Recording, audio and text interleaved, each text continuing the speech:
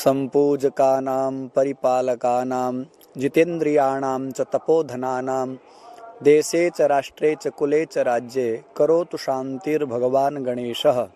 श्री गणेशाय नमः। श्री सरस्वती नमः। श्री सद्गुरु चरणकमलेभ्यो नमः। सदाशिव समारंभां शंकराचार्य मध्यमाम् अस्मदाचार्य पर्यन्तां वंदे गुरु परंपरां। बहुत ही सुंदर सनातन का ये दिव्य महाकुंभ प्रयागराज की पावन धरा पर बड़े आनंद के साथ 14 जनवरी को मकर संक्रांति के पावन अवसर पर दिव्य आगाज के साथ प्रारंभ हुआ। जैसा कि आप सभी लोग देख रहे हैं, सोशल मीडिया के माध्यम से, अनेक यंत्रों के माध्यम से देख पा रहे हैं कितनी विलक्षणता हमारे सनातन धर्म में देदीप्यमान हो रही है। वर्तमान काल में जहाँ तक असामाजिक तत्व नाना प्रकार से, अलग अलग प्रकार से व्यंग्यात्मक शब्दों के माध्यम से सनातन धर्म को कलंकित करने का प्रयास कर रहे हैं, उन लोगों के मुंह पर एक बहुत बड़ा ये तमाचा दृश्य गोचर हो रहा है। इतनी संख्या में लोग उपस्थित होकर के इस दिव्य आयोजन को बड़ी शांति पूर्वक संपन्न कर रहे हैं।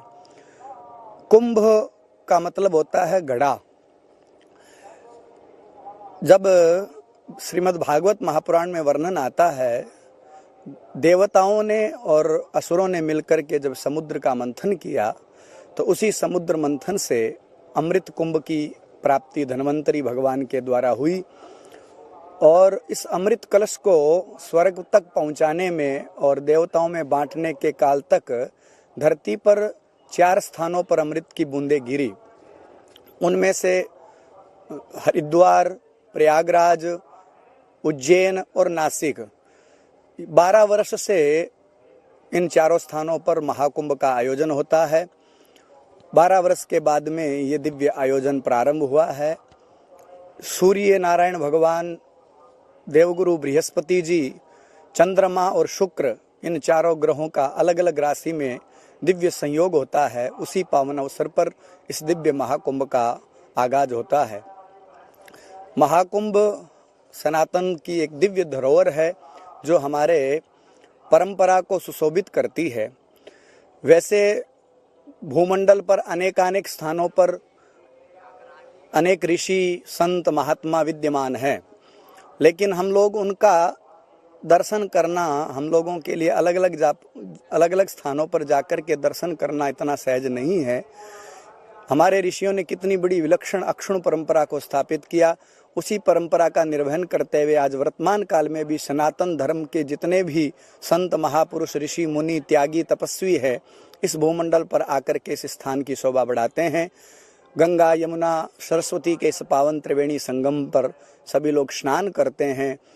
कितना सत्कर्म, धर्म, कर्म आयोजन होकर के एक विलक्षण सनातन धर्म की धरोहर को देदीप्यमान कर रहे हैं। गंगा मैया है वो ज्ञान की प्रतीक है, यमुना भक्ति की प्रतीक है और सरस्वती मैया है वो त्याग की प्रतीक है। इस विलक्षण स्थान पर हम सब लोग एकत्रित होकर के सनातन धर्म की शोभा को बढ़ा रहे हैं। मैं गुणेश्वर आश्रम मठ, ऋषिकेश, पूज्य गुरुदेव अनंत श्री विभूषित श्रीमद दंडी स्वामी जोगेंद्र आश्रम जी महाराज के परम सानिध्य में शूरदास मार्ग पर 17 नंबर सेक्टर में दिव्य शिविर का आयोजन है।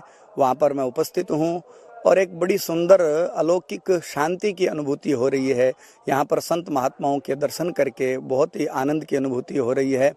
ऐसा लगता है जो शास्त्रों में जिस परम शांति यद गत्वा न निवर्तन्ते तद धामम परमम ममः, शायद उस धाम का कहीं ना कहीं ऐसा ही विलक्षण स्वरूप होगा।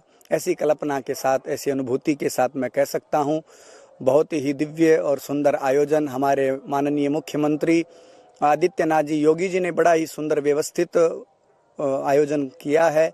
किसी भी प्रकार की कोई कमी नहीं है। सारे कार्यकर्ता तन मन धन से भाग दौड़ करके अपना बहुमूल्य समय निकाल करके इस आयोजन को सफल बनाने में लगे हुए हैं। जगह जगह पर संतों की बहुत ही सुंदर व्यवस्थाएं की गई है। बाहर से आए हुए आगंतुक लोगों के लिए भी QR कोड इत्यादि की व्यवस्था के माध्यम से किसी भी प्रकार से उनको कोई भी प्रकार की शिकायत न हो, अव्यवस्था न हो, इसका भी सुंदर आयोजन किया गया है। ऐसे सुंदर कुंभ के आयोजन के लिए मैं माननीय मुख्यमंत्री श्री योगी आदित्यनाथ जी का एवं उनकी समस्त कुंभ की टीम का धन्यवाद ज्ञापित करता हूं। बाहर से आए हुए श्रद्धालुओं से यही कहना चाहूँगा कि तीर्थ में आकर के हमको किसी भी प्रकार की मान व्यवस्था सुविधाओं की अपेक्षा नहीं रखते हुए अपने को यहाँ पर अपने जीवन को तपोमय बनाने का प्रयास करना चाहिए।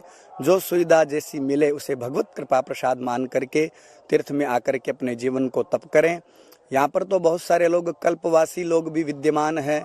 41 दिन तक रह करके भूमि पर शयन करके यथा योग्य चावल दाल आटा अपना ला करके और स्वयं ही स्वपाकी बन करके भोजन पका करके गंगा में स्नान करके अपने जीवन को धन्य कर रहे हैं।